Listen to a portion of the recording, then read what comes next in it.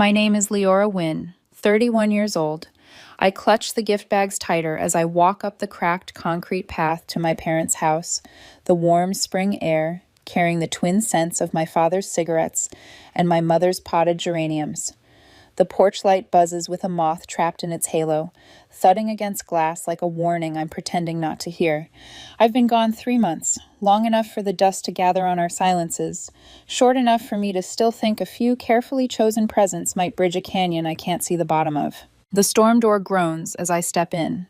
"Look who finally remembered where she came from," Dad calls from the recliner without turning his head. The TV throws blue light across his cheekbones, deepening the trenches time has cut there. His gaze drops to my pressed slacks, then snags on the hotel name badge I forgot to remove. The fancy hotel manager graces us with her presence. "Hi, Dad." I force a smile so small it could slip between his words. From the kitchen, Jack saunters out with a beer, label half peeled under his thumb. "Nice outfit," he snickers. "That polyester must really impress the rich folks who tip you to smile on command." Paper handles bite into my palm. I set the bags on the coffee table, carefully shifting them away from old water rings shaped vaguely like handprints, ghost marks from nights something was accidentally spilled on papers I needed. Mom appears in the doorway, wiping her hands on a dishcloth already damp. Her eyes slide over me, then away, as if eye contact might set off an alarm. "Dad," I say, lifting the first box, "this is a new insulated work coat for your night shifts. Reviews said it's warm even in freezing temps." His calloused fingers work the tape. There's a flicker of appreciation that I want to hold on to, that I always want to hold on to, but the moment snaps shut like a trap. He clears his throat. "Hotel money, making you feel big enough to buy all this? That why you never call anymore? Too busy counting your dollars?" Heat rises under my collar. "Actually," I say, trying to lace the moment with gentleness, "I have good news." My hand skims the laptop bag at my hip, the smooth metal edge a talisman, my future translated into circuits and slides. I was promoted to senior manager last week. Silence lands heavy, the same silence that fell the day I said college. I can hear ceramic shatter again, the plate he threw then. In that memory, Aunt Clara pressed a check into my palm and whispered, "Education is never wasted." In this room, waste is the only word my achievements seem to conjure. I thought maybe if you saw what the promotion entails, it would help you understand. I set the silver laptop on the table and ease it open, careful to avoid the wet rings and sticky patches where glasses once sat. The login screen blooms. Jack lets out a small laugh that smells like hops and old resentment. Mom clutches the dishcloth tighter. "I put together the renovation proposal that convinced corporate to invest in our property," I say. "Tomorrow I present to board members and potential investors." Dad's jaw works, a shadow pulsing in the TV glow. "That fancy computer won't help when that hotel fails. Tourist towns dry up. Real workers use their hands, not fancy words." I think of his hands, what they've built, what they've broken. The pattern is muscle memory in this house. My success triggers their hostility. My proximity triggers their need to put me back where they recognize me. Still, a stubborn child inside me reaches for their approval, like a plant bent toward light it never gets. "Just a few minutes," I say, calling up the first slide, the hotel facade caught at sunrise. "This matters to me." "Still trying to prove you're better than us?" Jack says, setting his new watch from my bag on the table with a clack, then letting the silence swallow it. The word better hangs between us, rancid and overused. "I'm having lunch with Aunt Clara tomorrow to celebrate," I say, a small anchor tossed into rough water. Dad's eyes darken at her name. "My sister always encouraged your foolishness, filled your head with ideas about being something you're not." "Aunt Clara believed in me when no one else did," I reply, closing one palm over the trackpad as if shielding a flame from the wind. "She helped me when you refused." "And look where that got you," he mutters, "working for people who'd fire you tomorrow if it saved them $1. I swallow. "I should go soon. Early day." My thumb hovers over the keyboard. Somewhere in our past, a corner of an important envelope is scorched black, a college acceptance letter, rescued half-burned from the lip of the fireplace. I used to tell myself that was an accident too. "Wait," Dad says, rising with a creak like an old door on hinges that no one oiled. He steps forward, his body filling the space between me and the exit, as if his bones remember every time he stood in a doorway I needed. You think you can breeze in here with guilt presents, show us your expensive toy, and run back to those people? I'm not trying to, I start, but the sentence dies as his hands settle on the lid of my laptop. I feel the exact pressure in my own muscles, a phantom sensation as if he's gripping my wrists. Dad, please, I say, carefully, as if words themselves could break. Tomorrow matters. People are counting on me. He smiles without warmth. People count on me too, at the mill. Real work. His fingers tighten until the tendons stand out like ropes. For a second, the room narrows to the ridge of his knuckles and the tiny reflection of the TV flickering in the polished silver. I smell tobacco, lemon cleaner, and the metallic premonition of heat-sheared plastic. Charles, Mom says softly, the dishcloth twisted so tight her knuckles whiten. The sound of his name from her mouth is a prayer and a warning. She doesn't move. She never moves. Jack leans back, beer resting on his knee. Now you'll learn what real work feels like, he says. But the irony is acid. He hasn't been to the mill in months. He looks past me to the screensaver drifting across my laptop like a slow tide. I think about tides and what they return, what they pull away forever. I catalog the room on instinct, the way I do before every high-stakes meeting. Exit points, witnesses, fragile things. The ceramic cookware set I brought for Mom sits unopened, a gleam of promise she refuses to unwrap. On the bookshelf, a framed photo of Dad at 25, jaw proud, helmet under his arm, tilts a little. A crack runs across its glass, a hairline fracture that lines up eerily with the scar near his temple. Patterns everywhere if you train your eye to find them. A moth hits the porch light again. Thud, thud, thud, like a heartbeat you can hear through a wall. I remember the night someone accidentally soaked my textbooks in the tub, the screw that mysteriously vanished from my laptop hinge before a midterm, the lost mailbox key.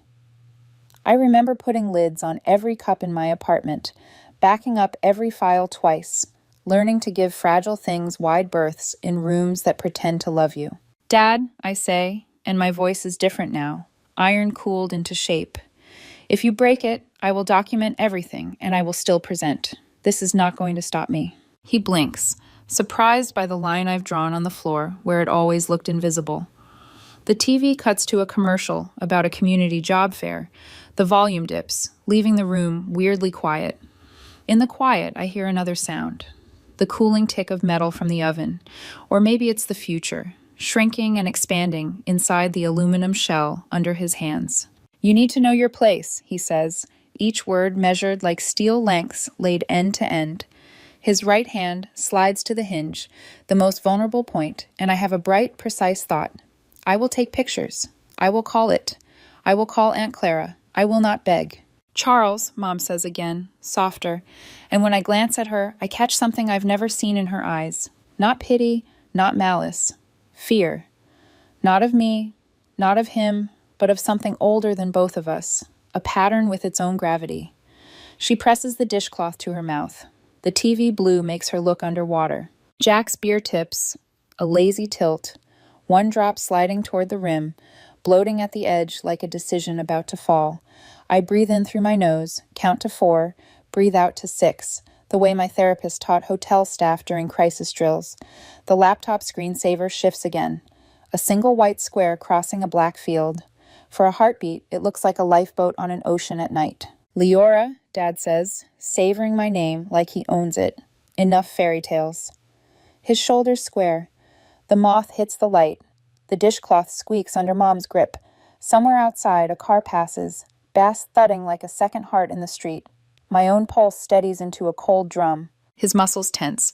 The world narrows to hinge, hand, breath. And then he lifts. The sound that follows is not just noise, it's rupture. Metal against wood, glass against carpet, plastic giving way like bone. My laptop smashes to the floor in a single brutal arc, and the crack echoes through the room with the same force as a door slammed on a childhood dream. For a second, no one moves. It feels like we're all suspended in the moment, watching the future collapse in slow motion. The silver casing is bent grotesquely. The the screen spiderwebbed with fractures. Tiny shards scatter like teeth across the carpet. The smell of heated plastic stings my nostrils. My knees fold before I know I've moved, and I'm crouched over the wreckage as if by gathering the pieces quickly enough I could stitch my life back together. My presentation, I whisper, but the words fall flat against the worn carpet fibers. Jack exhales a low whistle, the kind people give when they see a car accident they're not part of. He leans forward, elbows on his knees, smirking. Now you'll learn what real work feels like. He takes a sip of his beer, savoring the taste of my devastation like it's brewed for him. I don't look at him. I can't. My hands hover above the broken pieces, trembling, not sure if I should pick them up or leave them as evidence. A memory surfaces. 17 years old, the night I came home to find my college application torn neatly in half, edges aligned on the kitchen table like some grim art project. The excuse had been an accident, but I remember the look in Dad's eyes as he handed me the pieces. It was the same look he wears now. How could you? My voice is steadier than I expect. That had my entire project on it. Tomorrow's presentation. Hotels come and go, Dad interrupts, towering above me, unmoved. Family is forever. Family, I echo, looking up at him. His silhouette looms, shoulders broad, face shadowed by TV light. Family sabotages my work? Family smashes what I build? His jaw tightens. You've always thought you were better than us. With your pressed clothes and your big words, this was the only way to show you. Real work is what keeps the lights on. And what do you call what I do? I ask, rising slowly, broken fragments in my hands. What do you call nights without sleep? The hours I've poured into this job? Do you think investors just hand out millions for nothing? Do you think... He cuts me off with a laugh, sudden and sharp, but his eyes flash with something else. Fear. The mill. The layoffs he pretends not to talk about. I see the truth tucked inside his anger, the terror of becoming obsolete. He needs me to fail, because if I succeed, it proves his sacrifices. His years of steel and smoke may not be the only way forward. I stand tall, holding the largest piece of the screen in one hand like a broken mirror. My reflection fractures into a dozen versions of myself, child, student, manager, daughter, all staring back. I slip my phone from my pocket. The shutter clicks. Once, twice, again. I capture the evidence from every angle, each photo a nail in the coffin of denial. Dad frowns, confusion cutting through his rage. What are you doing? Documenting, I say flatly. You've done this before. The textbooks drowned in the bathtub, the missing car keys the morning of my first job, the burnt envelope. My voice sharpens, but this time I'm making sure the story doesn't get rewritten. His expression falters, just for a moment. Then he tries for his reasonable tone, the one he uses on neighbors and supervisors. Leora, I'm trying to save you from disappointment. That hotel world isn't for people like us. People like us. The phrase slams into me. What do you mean people like us, I demand? People who work hard? People who fight to get ahead? Or people you've decided don't deserve better? Jack shifts uncomfortably. For the first time, he glances away, beer half forgotten in his hand. Mom speaks at last, voice low, almost trembling. Your father just wants what's best for all of us. I laugh, bitter and broken. Best? He just destroyed the one thing I need to keep my career alive. That's not best. That's sabotage. Her eyes dart to Dad, but she doesn't argue. She clutches the cookware box like a lifeline, knuckles white against the cardboard, gaze fixed on the floor. I collect the bent casing, the cracked screen, the broken hinge. Each piece goes into my laptop bag like an artifact for a trial. My heart pounds, but my hands are steady now. This isn't about a computer, I say quietly, more to myself than them. This is about respect. Something I've never been given in this house. Dad exhales heavily, face flushing. Don't be dramatic. It's just a computer. I sling the bag over my shoulder. No, it's my future, and you just tried to smash that too. Jack chuckles, though it sounds forced now. Guess you'll have to see what real life feels like without your shiny toys. I stare at him. Funny, because my shiny toys paid your car insurance last year, and the groceries, and the electricity, and you... I point at Dad. I've been covering bills you never even asked about, but of course you don't remember that part. Silence fills the room like smoke. Mom blinks rapidly, tears trembling but refusing to fall. Dad's mouth opens, then shuts. Jack looks at the floor. For once, none of them has a comeback. I turn to leave. Each step feels like tearing Velcro from my skin, sticky and painful. At the door, I pause. "You can break my things," I say, voice low but clear. "But you won't break me." I step into the night. The bitter wind slaps my face, sharp and cold, but the air feels cleaner than inside. I take a long breath, steadying myself, then fish my phone from my pocket again. My thumb finds the IT help desk number I'd called once before. "Yes, I know you're closed," I say when the voicemail clicks. My voice is calm, deliberate. "I just need to confirm if the presentation auto-saved before my laptop was damaged. Call me back first thing, please." I hang up. Street lamps paint the road in pale yellow stripes. My bag is heavy with broken plastic and bent circuits, but the weight steadies me now. Evidence. Proof. Tomorrow may not be lost yet, and even if it is, I refuse to let them define what I build. I start the car, headlights cutting across the familiar street, and point the wheel toward the only place that has ever felt safe, Aunt Clara's porch light glowing like a beacon at the end of the road. Aunt Clara's porch light spills across the driveway, steady and warm, so different from the harsh fluorescence of my parents' house. My car crunches against the gravel, and before I can reach the door, it swings open. She's there, her silver-streaked hair loose around her shoulders, eyes sharpening as they take in the bag clutched to my chest. One look, and she knows. "Oh, honey," she murmurs, pulling me into her arms before I can even speak. Her embrace smells of cinnamon and old books. For a moment, the dam inside me almost breaks. But I don't cry. Not yet. I can't. I need clarity before grief. Inside, her kitchen is warm, cluttered with the usual. Stacks of cookbooks, half-finished crossword puzzles, a kettle steaming on the stove. I lower my bag onto the table and unzip it. Broken plastic and metal pieces spill across the floral tablecloth like evidence in a courtroom. The cracked screen gleams faintly in the lamplight. Aunt Clara exhales sharply through her nose, then sits. "Tell me everything." So I do. From the moment I stepped onto the porch tonight, to the snide remarks, to the silver laptop raised high and then shattered. She listens without interruption, her hands folded neatly, though I see her knuckles whiten each time I recount one of Dad's words. When I mention the burnt envelope, the drowned textbooks, the mysterious car sabotage, she closes her eyes briefly as if confirming something she has long suspected. When I finish, the kettle whistles. She rises, pours tea into 2 chipped mugs, and places one in front of me. Steam curls upward like a small benediction. Then she disappears into the spare room. I hear drawers open, papers rustle. She returns carrying a bulky, outdated laptop that looks like it belongs in a museum. Its surface is scratched, stickers peeling at the edges. "It's not pretty," she says, setting it beside the ruins of mine, "but it works. They can break things, but they can't break you." I run my finger along the cracked edge of my destroyed machine. It's not just about a computer. She meets my eyes, her gaze fierce and unwavering. I know. We sip our tea in silence for a while. The clock ticks. The old refrigerator hums. Outside, a dog barks at nothing. Then Aunt Clara leans back, her face shadowed.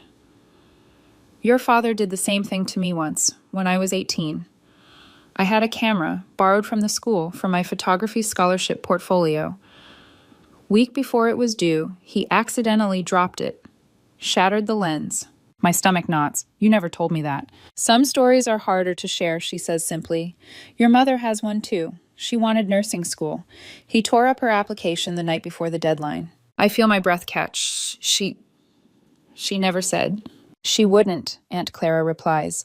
"She learned early that silence was safer." I look at the broken fragments spread across the table. Suddenly the pattern sharpens, cruel and undeniable. It wasn't just me. It was all of us. A generational sabotage disguised as family loyalty. "Have you noticed," Aunt Clara continues, "that these accidents always happen right before your big opportunities? College, promotions, apartments. Each time, something broke or disappeared."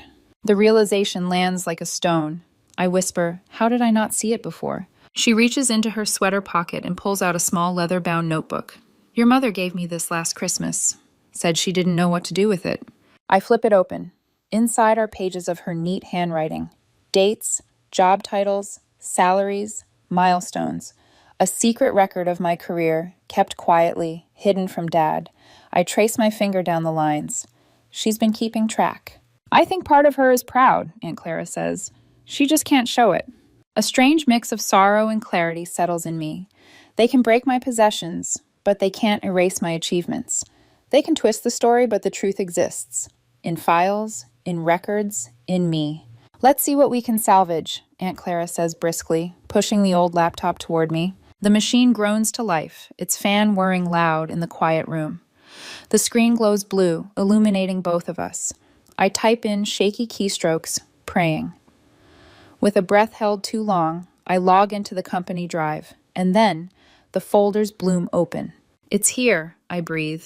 Relief floods me, so powerful it almost knocks me sideways. Everything's here. Smart girl, Aunt Clara says, smiling softly. Always prepared. I glance at the broken laptop. I learned my lesson after what happened to my application. I back up everything now. She nods, sipping her tea. Good, because this isn't about one presentation. It's about making sure they never take you down again. I turn to the screen, pulling up my slides. I'm not just going to deliver this presentation, I say, determination, sharpening my voice. I'm going to make it unforgettable. Her hand squeezes my shoulder. That's my girl. We work through the night, rebuilding slides, tweaking visuals, cutting fluff until the deck is leaner, sharper, more powerful than before. The hum of the ancient laptop becomes a rhythm. The clock ticks past midnight, then 1, then 2. My eyes burn, my body aches, but resolve keeps me upright. At 7 a.m., I save the final version. The file glows on the desktop like a promise.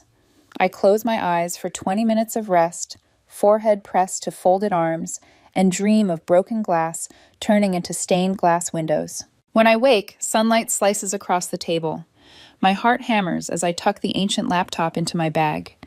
Aunt Clara watches from the doorway, her hand resting on the frame. You'll knock their socks off. I nod, gripping the strap tight. They can break things, but they can't break me. And with that, I step into the day, carrying both the weight of sabotage and the fire of survival. The conference room feels cavernous when I step inside, my borrowed laptop heavy in my bag, like both a burden and a weapon. Sunlight filters through the blinds in stripes, laying bars across the polished table where 6 board members sit scrolling their phones. The air hums with the faint buzz of the projector, waiting for me. Every instinct screams that I should apologize for the battered machine I'm about to place before them, but instead I set it down with deliberate care. Its scratched surface looks almost defiant. I smooth my blazer, lift my chin, and meet their gazes. Sometimes obstacles appear right before opportunities, I say clearly. How we handle them defines us.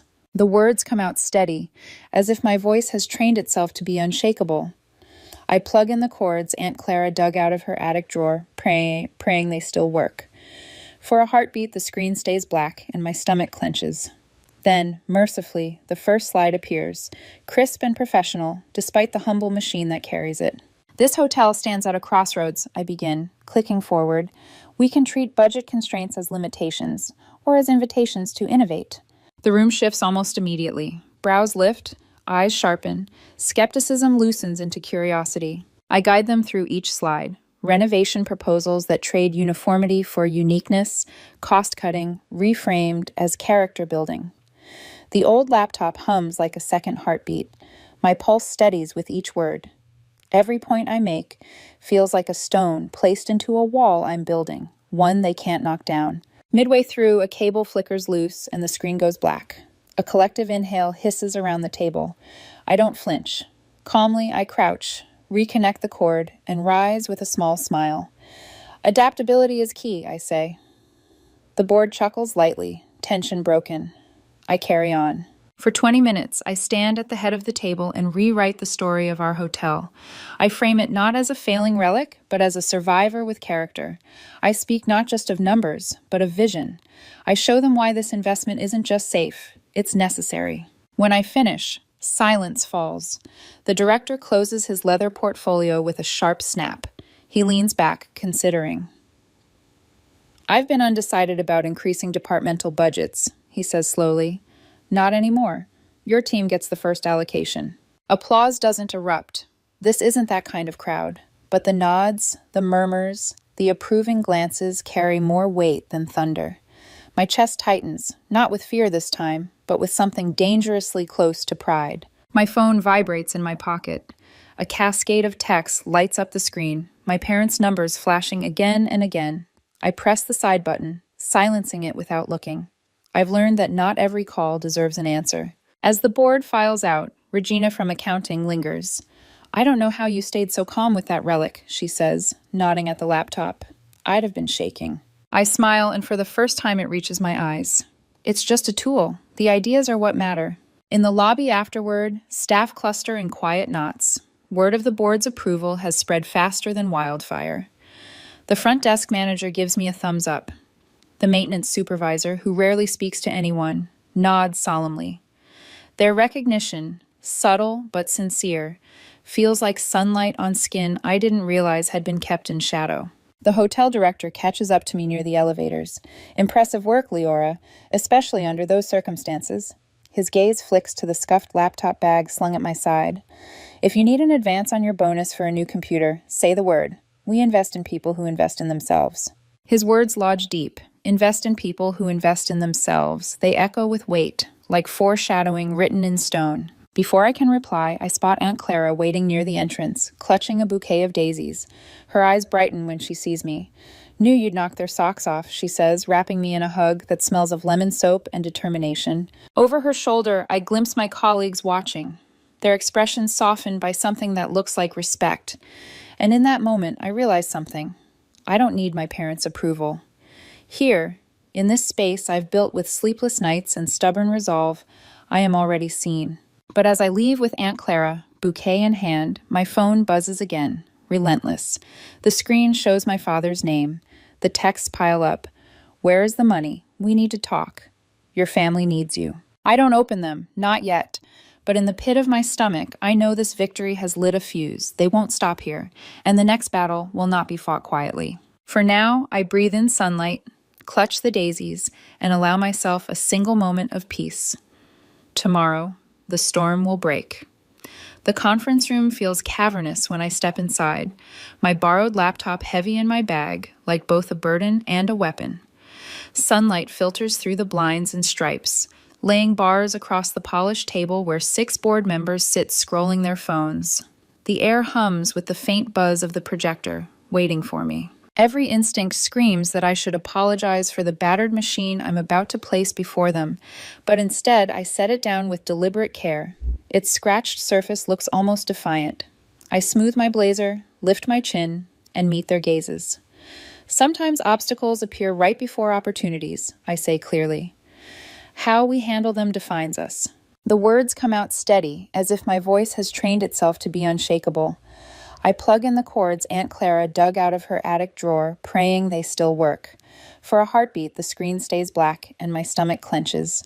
Then, mercifully, the first slide appears, crisp and professional, despite the humble machine that carries it. This hotel stands at a crossroads, I begin, clicking forward. We can treat budget constraints as limitations, or as invitations to innovate. The room shifts almost immediately. Brows lift, eyes sharpen. Skepticism loosens into curiosity. I guide them through each slide. Renovation proposals that trade uniformity for uniqueness, cost-cutting reframed as character building. The old laptop hums like a second heartbeat. My pulse steadies with each word. Every point I make feels like a stone placed into a wall I'm building, one they can't knock down. Midway through, a cable flickers loose and the screen goes black. A collective inhale hisses around the table. I don't flinch. Calmly, I crouch, reconnect the cord, and rise with a small smile. Adaptability is key, I say. The board chuckles lightly, tension broken. I carry on. For 20 minutes, I stand at the head of the table and rewrite the story of our hotel. I frame it not as a failing relic, but as a survivor with character. I speak not just of numbers, but of vision. I show them why this investment isn't just safe, it's necessary. When I finish, silence falls. The director closes his leather portfolio with a sharp snap. He leans back, considering. I've been undecided about increasing departmental budgets, he says slowly. Not anymore. Your team gets the first allocation. Applause doesn't erupt. This isn't that kind of crowd, but the nods, the murmurs, the approving glances carry more weight than thunder. My chest tightens, not with fear this time, but with something dangerously close to pride. My phone vibrates in my pocket. A cascade of texts lights up the screen, my parents' numbers flashing again and again. I press the side button, silencing it without looking. I've learned that not every call deserves an answer. As the board files out, Regina from accounting lingers. I don't know how you stayed so calm with that relic, she says, nodding at the laptop. I'd have been shaking. I smile, and for the first time it reaches my eyes. It's just a tool. The ideas are what matter. In the lobby afterward, staff cluster in quiet knots. Word of the board's approval has spread faster than wildfire. The front desk manager gives me a thumbs up. The maintenance supervisor, who rarely speaks to anyone, nods solemnly. Their recognition, subtle but sincere, feels like sunlight on skin I didn't realize had been kept in shadow. The hotel director catches up to me near the elevators. Impressive work, Leora, especially under those circumstances. His gaze flicks to the scuffed laptop bag slung at my side. If you need an advance on your bonus for a new computer, say the word. We invest in people who invest in themselves. His words lodge deep.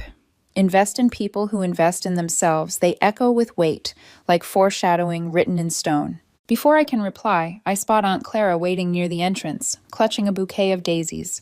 Her eyes brighten when she sees me. Knew you'd knock their socks off, she says, wrapping me in a hug that smells of lemon soap and determination. Over her shoulder, I glimpse my colleagues watching, their expressions softened by something that looks like respect. And in that moment, I realize something. I don't need my parents' approval. Here, in this space I've built with sleepless nights and stubborn resolve, I am already seen. But as I leave with Aunt Clara, bouquet in hand, my phone buzzes again, relentless. The screen shows my father's name. The texts pile up. Where is the money? We need to talk. Your family needs you. I don't open them, not yet. But in the pit of my stomach, I know this victory has lit a fuse. They won't stop here, and the next battle will not be fought quietly. For now, I breathe in sunlight, clutch the daisies, and allow myself a single moment of peace. Tomorrow, the storm will break. 3 days after the board meeting, I sit at Aunt Clara's dining room table, surrounded by paper stacks, receipts, and the borrowed laptop that hums like an old radiator. The glow of victory has dimmed, replaced by something sharper: calculation. If I've learned anything, it's that sentiment clouds judgment, and judgment is what I'll need to survive. This isn't about hurt feelings, I tell Aunt Clara, sipping coffee gone cold. It's about facts, about protecting myself. The table has become my command center. Spreadsheets detail every payment I've made for my parents. Utilities, groceries, Jack's car insurance, even Wi-Fi bills I didn't use.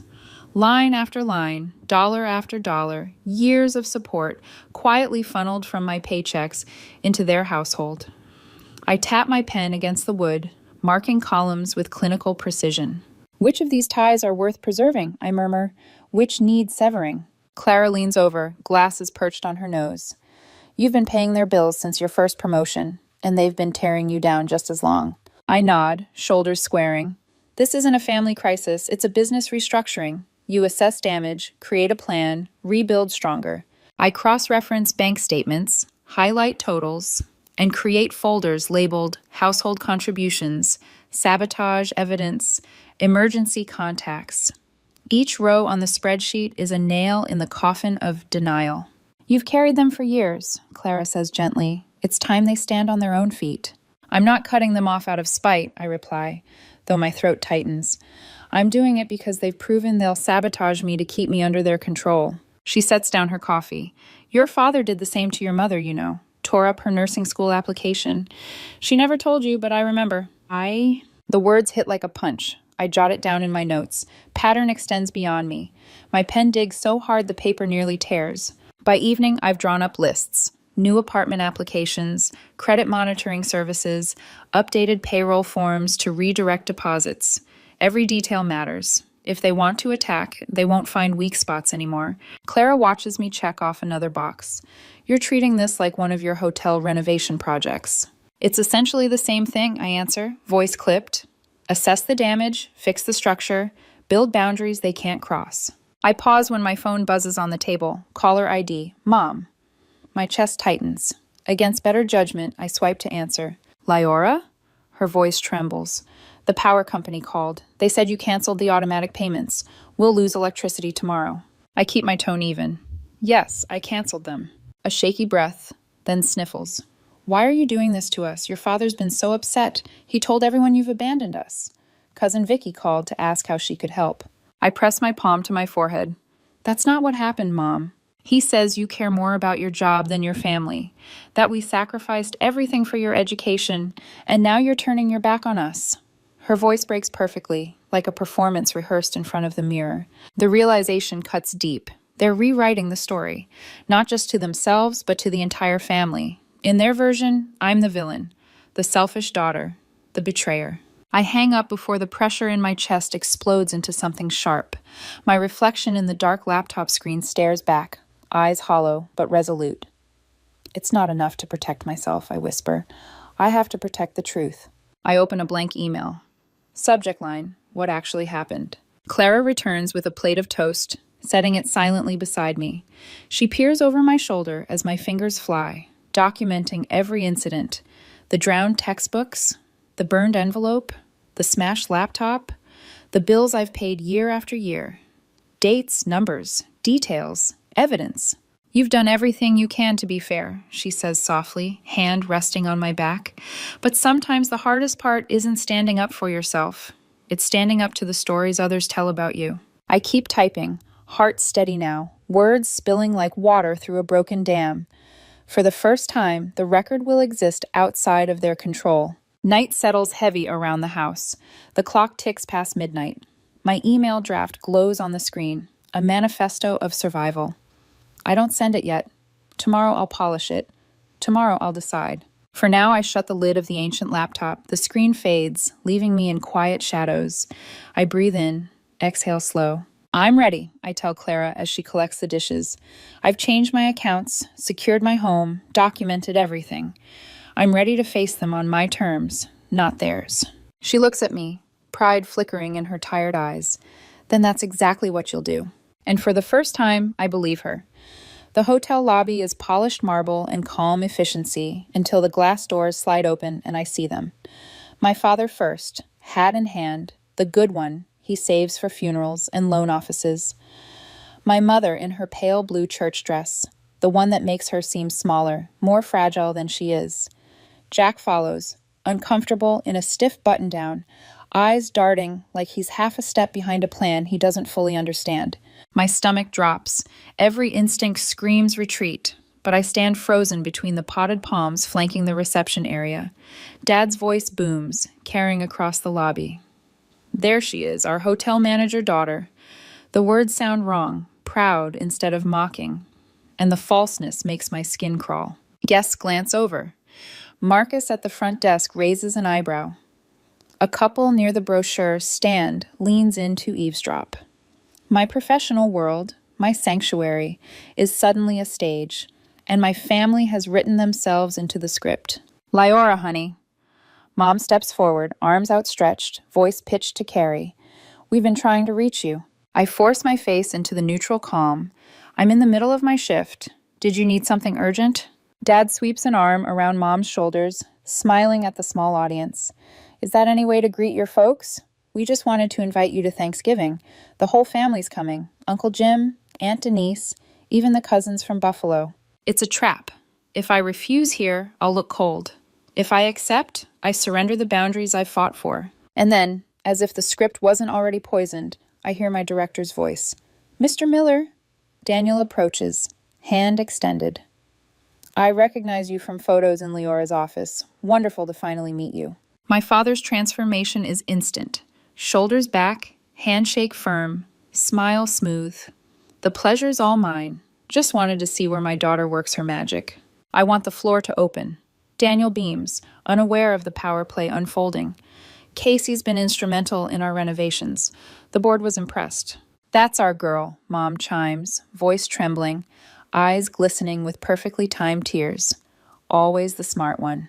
Jack steps up, completing the tableau. We're really proud of her, he adds, tone so sincere a stranger might believe it. Daniel turns to me. You never mentioned your family would be visiting today. Before I can respond, Dad lowers his voice just enough for dramatic gravity. The steel mill's closing. 200 families out of work. We need Leora now more than ever. Mom dabs her eyes with a tissue, voice breaking on cue. The medical bills are piling up, and with the utilities, she lets the sentence dangle like bait. The lobby air thickens. Guests glance over with pity. Marcus shifts behind the desk. My colleague's eyes prick my back. The narrative is shifting in real time. The devoted daughter abandoning her struggling family. I take a steadying breath. Why don't we continue this somewhere more private? I suggest. My office is unavailable, under renovation, but the small conference room off the lobby will do. Relief flickers across Daniel's face. My father hesitates. He prefers the theater of a public scene, but Mom touches his arm. He nods, reluctantly. As we cross the lobby, I catch Jack leaning toward Dad, whispering. The choreography is too smooth to be spontaneous. My skin crawls. Then, salvation in the form of timing. Leora! Aunt Clara's voice rings out. She strides through the sliding doors, holding a paper bag. You forgot your lunch again. Honestly, you'd forget your head if it weren't attached. Our signal. We'd rehearsed this possibility. If she ever spotted their car in the lot, she'd arrive with a forgotten lunch. Her eyes find mine, her nod almost imperceptible. She takes her place at my side, protective as a soldier. Mom's smile falters. Hey, Clara, what a surprise. Monica. Clara's voice is honey with steel underneath. Charles. Jack. Daniel observes, his smile thinning as pieces begin to click. I seize the moment, pulling out my phone. Mr. Peterson, could I show you something before we sit down? While my family exchanges brittle pleasantries with Clara, I swipe open my photo gallery. Images of the smashed laptop glow on the screen. Bent casing, shattered glass, fragments scattered across carpet. This is what I've been dealing with, I whisper. This is why I needed to borrow equipment for the presentation. Daniel's eyes sharpen as he scrolls. Confusion hardens into understanding, then into something colder, controlled anger. He looks up at my father, his jaw set. I see, he says simply, but the weight of his tone changes everything. We reach the conference room. The door swings open. Inside, the table waits like a courtroom bench. My family files in, Clara slipping into position beside me. Daniel follows, no longer an unwitting pawn, but a witness. I pause at the doorway, my pulse steady despite the storm raging in my chest. Everything since the night my laptop shattered has been leading here. I square my shoulders, step through the threshold, and close the door behind us. There is no going back now. The conference room feels colder than the lobby, as if the air itself knows what's about to unfold. The blinds are half drawn, slats of sunlight striping across the long oak table where my family has already taken their seats. My father stands at the head, like it's his rightful throne.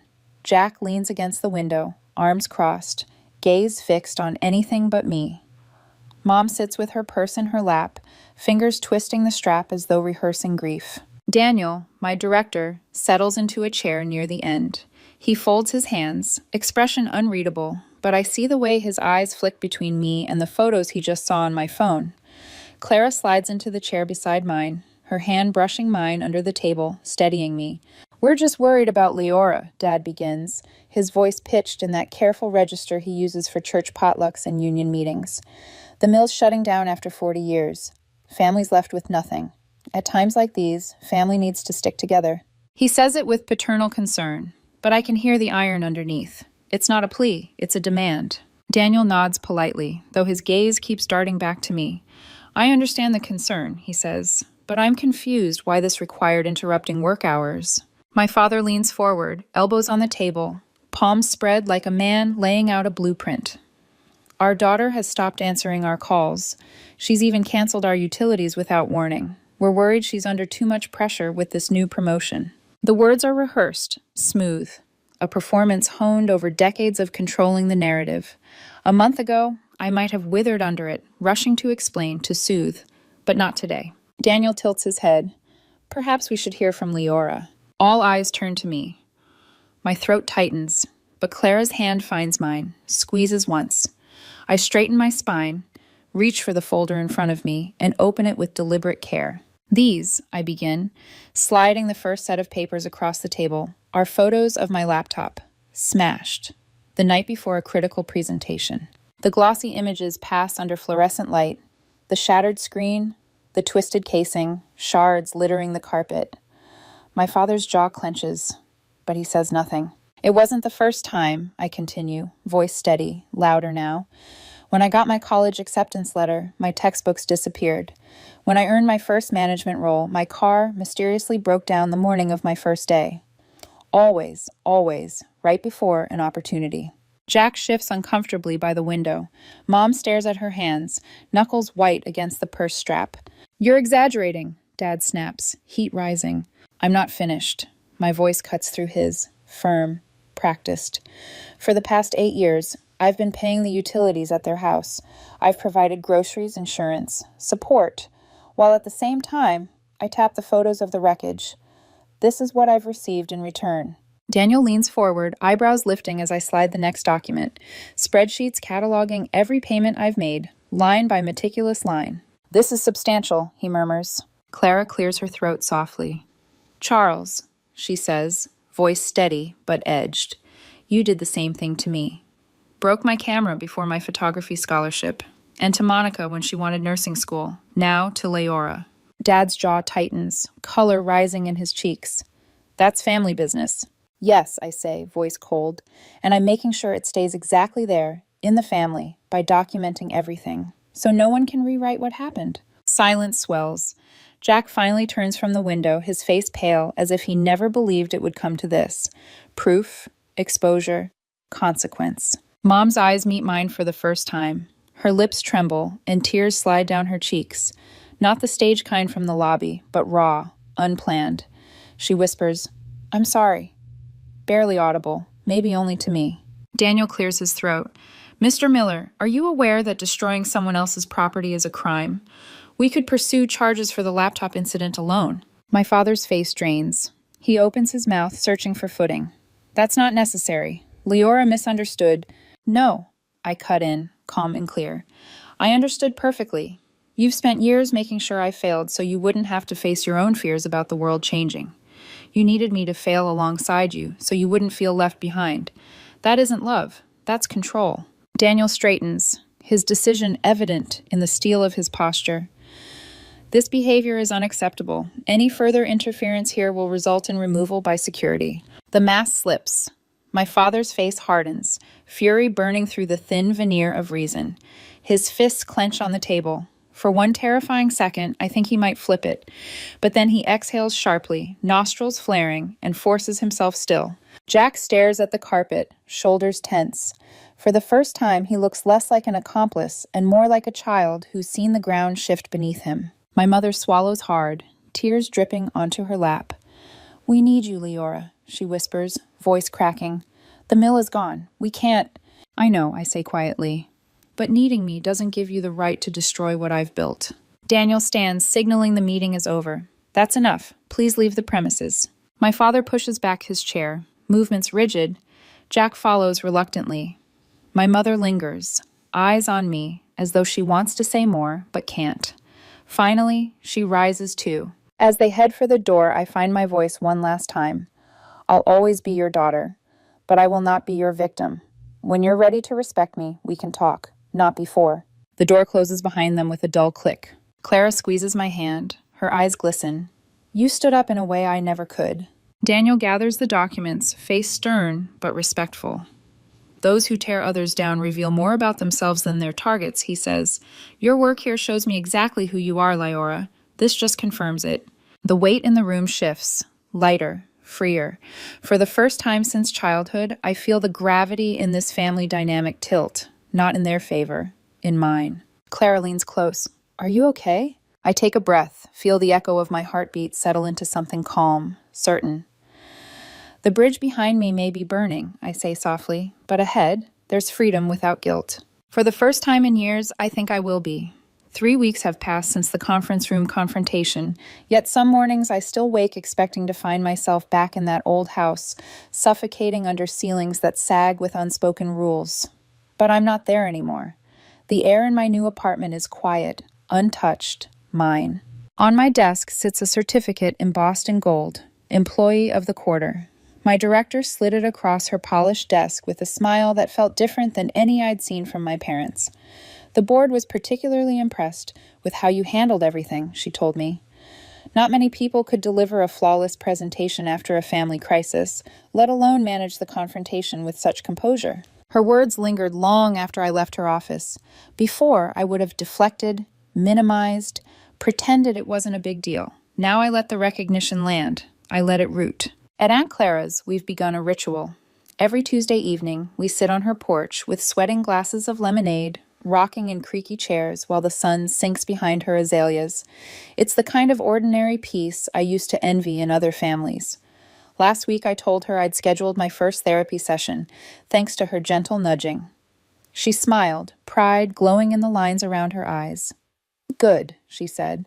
Some wounds need more than time. I've changed more than my address. I updated my emergency contacts at work, put Clara's name at the top, redirected my payroll, closed the accounts my parents had access to. Even small details, like privacy settings and forwarding addresses, feel like reclaiming pieces of myself. One evening, I unpacked the last box in my new apartment. Inside were photos, elementary school portraits, family Christmas snapshots, a few candid shots of me and Jack when we were still children who thought the world was wide open. I stared at them for a long time. Then I put most away in a drawer. Some memories can't be destroyed, but they don't need to be displayed either. I thought peace would mean silence. But peace is something else. It's walking into the hotel lobby and not bracing for sabotage. It's hearing my phone buzz and not feeling dread. It's choosing what stories I tell instead of letting them be written for me. And yet, peace is fragile. Because yesterday, after months of absence, my phone lit up with a number I hadn't seen in nearly a year. Jack. His message was simple. Can we meet? For a long moment, I stared at the words, remembering his smirk as my laptop shattered, his silence when I pleaded for help, his voice joining Dad's chorus. But then I remembered something else, the way his eyes shifted in the conference room when the truth was laid out, like a boy realizing the ground beneath him was cracked. I typed back, coffee shop on Elm, tomorrow, 4 o'clock. When I arrive, he's already there. He looks thinner, shadows etched deeper under his eyes. His fingers tap against a paper cup he hasn't sipped from. When he sees me, he straightens, uncertain, vulnerable in a way I've never seen. Thanks for coming, he says. His voice lacks its usual bravado. I sit across from him, the table between us like a border wall. What's going on, Jack? He stares into his coffee. Dad's sick, his lungs, all those years at the mill. The doctor says it's bad. His voice trails off. I wait, giving him space. The old me would have rushed in, tried to fix everything, offered money, time, pieces of myself. But I've learned. Silence is sometimes the stronger choice. I'm sorry to hear that, I say finally, and I mean it. Compassion and boundaries are not enemies. He looks up, surprise flickering in his eyes. That's it? No lecture? No, I told you so? Would that help anyone, I ask? He huffs a small laugh, almost embarrassed. No, probably not. For a moment, the clatter of dishes and hiss of espresso machines fill the silence between us. Then he blurts, I started working at Uncle Mike's garage. Taking night classes, too. Mechanical engineering. My eyebrows lift. That's good, Jack. Really good. His fingers twist the paper sleeve on his cup. I wanted archaeology when we were kids, remember? I never told anyone. Dad would have exploded. But you chased your goals anyway. I hated you for it. I admired you for it, too. His voice cracks, low and uneven. Should have said that instead of everything else. We talk for nearly an hour. Not about reconciliation with our parents. Those bridges are ash. But about him. About small beginnings. About how choices can still be made, even after years of letting others decide for you. As we stand to leave, he lingers. Maybe we could talk again, sometime. On my terms, I remind him gently. He nods. Understood. We part ways on the sidewalk. For the first time, his shoulders look straighter, like the weight he carried was finally his own, not inherited. As I watch him go, my phone buzzes again. A voicemail this time. My mother's voice, trembling. Leora, call me back, please. It's important. I don't press play again. Not yet. The past will always try to call, but this time, the choice of whether to answer is mine. And for once, that's enough. The voicemail sits on my phone like a stone in my pocket, heavy and insistent. I let it play once, her voice spilling through the speaker in quivers I can't decide are genuine or rehearsed. Leora, call me back, please. It's important. The sound of her breath catches, followed by a faint clatter, something metallic, like a pin or charm, brushing the phone. For a moment, I wonder if it's deliberate, another layer of performance. Then I recognize it. Mom's nursing pin, the one she kept hidden in a velvet box, the dream Dad tore in half before it ever bloomed. I sit on the edge of my bed, phone clutched in my hand. My apartment is quiet except for the hum of the fridge, the tick of the wall clock, a sanctuary. And yet here I am, heart pounding, letting the past creep through the cracks. I could delete it, pretend I never heard. But avoidance has never stopped a story from spreading. It just gives someone else the power to tell it. So I open my laptop and begin to write. Not to Mom, not to Dad, to everyone else. What actually happened. The subject line mirrors the draft I started weeks ago. I lay out the truth in measured strokes. The sabotage, the financial support, the smashed laptop, the years of patterns no one wanted to name. Dates, receipts, photos. Each sentence, an anchor in the sea of lies. Clara reads over my shoulder, her presence solid as ever. You're not lashing out, she says. You're recording history. That's different. I don't want pity, I murmur. You won't get pity, she replies. You'll get clarity. For them, for you. I save the letter, not yet sent, but alive, ready. The next morning, the hotel buzzes with preparations for a regional meeting. My team moves like clockwork, arranging chairs, checking catering. Sunlight streams through floor-to-ceiling windows, catching on polished silverware. I stand at the center, clipboard in hand, giving direction with a voice that carries without shaking.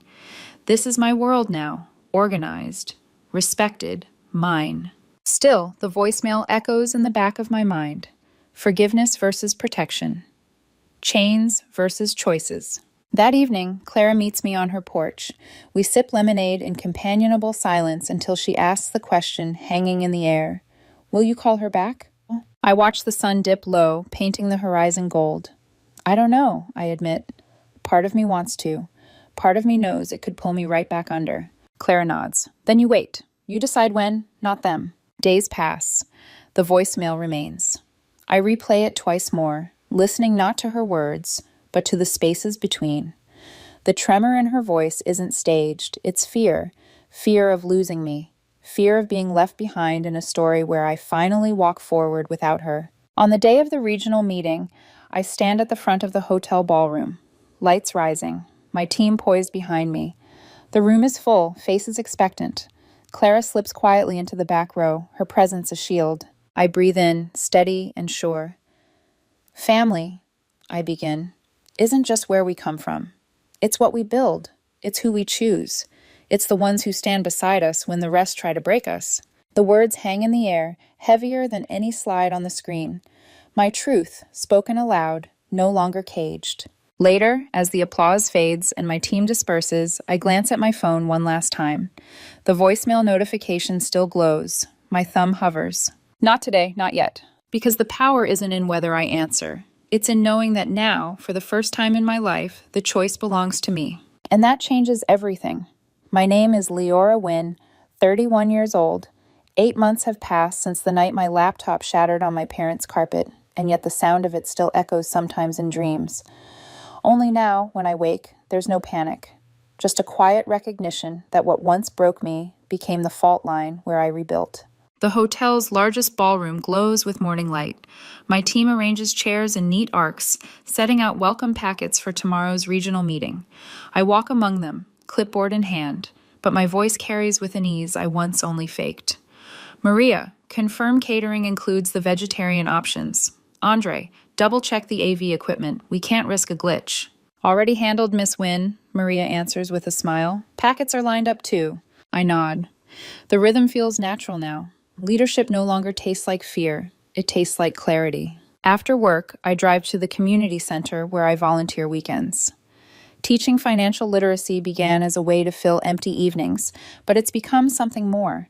Standing in front of young faces hungry to understand how to protect themselves from the traps I fell into, I see pieces of myself in all of them. One girl lingers after class. What if your family doesn't want you to leave? She asks softly. I kneel so we're eye to eye. Then you build anyway, I tell her. And one day, maybe they'll see. But even if they don't, you'll stand taller for having chosen yourself. Her eyes shine and she nods. Later that night, I pull into the driveway of my house. Not an apartment, not a borrowed room, mine. The mortgage statement feels like freedom each month, a contract written in my own name. 3 blocks away, Clara's porch light glows. Family, chosen, and true. Inside, I make tea and sit at the small desk tucked against my living room wall. I open my gratitude journal, 3 pages a day. Tonight I write, 1. The girl at the center. 2. Clara's porch light. 3. Breathing without fear. My phone buzzes, a number I know too well, one I've ignored for months. Jack. I stare at it for a long moment, then swipe. His voice is hesitant. Leora, it's me. Can we meet? We choose a coffee shop on Elm, neutral ground. When I arrive, he's already there, hands fidgeting around a paper cup. He looks older, leaner, as if carrying weight he can't quite set down. Thanks for coming, he says. His tone isn't mocking this time. It's tentative, almost ashamed. What's going on? I ask, sitting opposite. He hesitates, then blurts it out. Dad's sick, his lungs. All those years at the mill, it finally caught up. His eyes dart away, ashamed of the confession, ashamed of needing me. I let the silence stretch. I'm sorry to hear that, I say softly, and I mean it. Compassion without surrender. Jack nods, as if relieved I didn't lash back. I've started working at Uncle Mike's garage, taking night classes too. Mechanical engineering. He swallows hard. I was jealous of you, you know. Hated how you kept pushing forward. But I admired it too. Should have said that instead of... He trails off, gesturing vaguely toward the years of cruelty. Something in his face, stripped of smugness, of defense, makes my chest ache. We talk for an hour. Not about reconciliation with our parents. That bridge is gone. But about his tentative steps forward. His first taste of building something on his own terms. As we leave, he lingers. Maybe we could talk again, sometime. On my terms, I remind him. Understood. He nods. And for the first time, I see him not as the brother who smirked while my laptop lay shattered, but as a man trying, however clumsily, to change. On the sidewalk, my phone buzzes again, a voicemail notification. My mother's voice, faint through the speaker. Leora, please, call me back. It's important. I stand in the fading light, coffee cup warm in my hand, heart thudding. The past knocking once more. But this time, the decision is mine, and mine alone. He voicemail waits like a shadow I carry in my pocket. I play it once, twice, each time hearing the same trembling plea. Leora, please, call me back. It's important. What catches me isn't the words. It's the faint sound in the background, something metallic brushing the phone before she hangs up. The nursing pin, the one she kept hidden after Dad tore up her application. She's carrying the ghost of her own ruined dream, and whether she knows it or not, she pressed it against her voice when she called me. I sit at my desk, tea cooling beside me, the glow of my gratitude journal still open on the page. Clara is in the kitchen, humming softly while she puts dishes away. My sanctuary is intact, yet my pulse thrums like a doorbell that won't stop ringing. I draft another letter. This one isn't for the board or extended family or even Clara. It's for Mom. I don't write her excuses or apologies. I don't write accusations either, just truth. The patterns, the sabotage, the silence she chose instead of standing beside me. And at the end, I write a single sentence. If you ever want to meet me without rewriting history, I'll listen. I save it, but I don't send it. Not yet. The next morning, the regional meeting hums with energy. Rows of suits fill the ballroom, laptops open, pens poised. I stand at the front with my team, slides projected large and bright behind me. Clara slips into the back row again, her quiet presence a shield. Family isn't always blood, I tell the room as we close. Sometimes it's the ones who believe in you enough to build with you. Applause swells, genuine and warm. My director meets my eyes from the side of the stage, nodding once.